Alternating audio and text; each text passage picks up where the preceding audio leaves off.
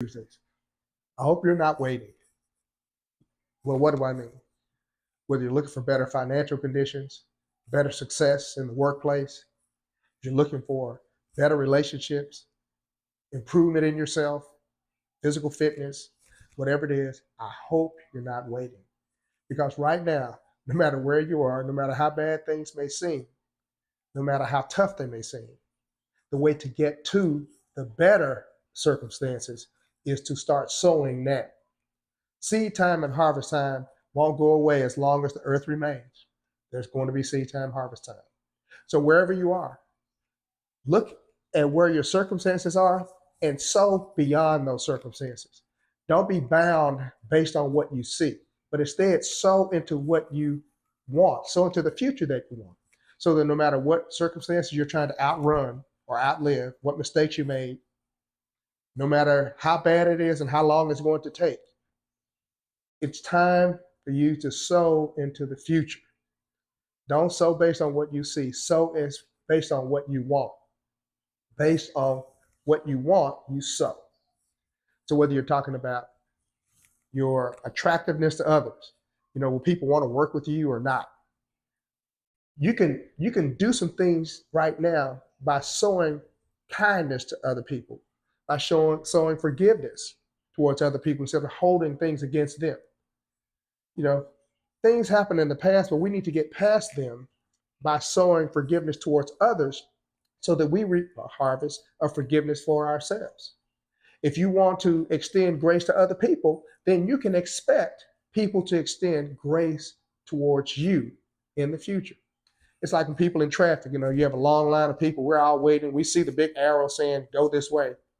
And there are people who pull up to the very front, even though they've seen the arrow for miles, and they want you to let them in. They want you to let them in. Go ahead and let them in, because there may be a time when you need some grace. Maybe you're late on something and somebody let you in. Whatever you sow is what you reap. So for you at some point who thinks you may want somebody to sow grace or mercy towards you or forgiveness for you or go an extra mile for you, then you need to do the same thing. And if you're thinking about money, and a lot of people are, everybody wants more money, it seems. If you're thinking about money, if you tithe and offer, the Lord is the one who promised that he would open up windows of heaven for you and pour you out a blessing you didn't have room enough to receive, and rebuke the devourer for your sake. Another way is to give to people, be given. And he says you receive it, good measure, pressed down, shaken together, run it over, shall men heap into your bosom. So what you sow today determines your future. And it's not something you wait for to happen one day when it gets better, I'm going to sow. No, you start sowing now. Today is the day. And so when you're willing to be the person who won't judge others unfairly, then you won't be judged unfairly.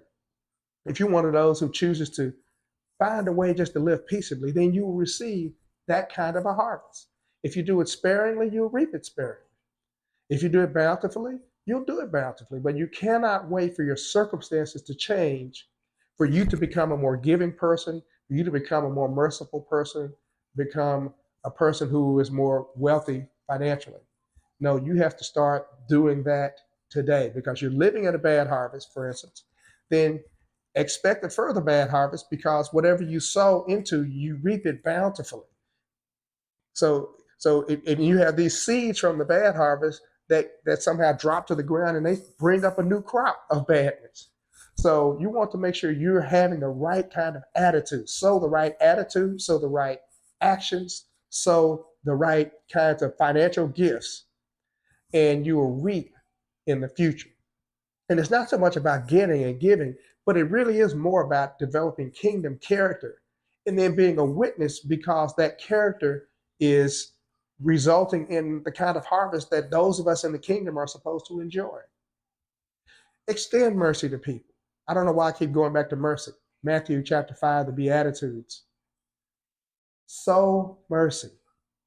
Sow forgiveness.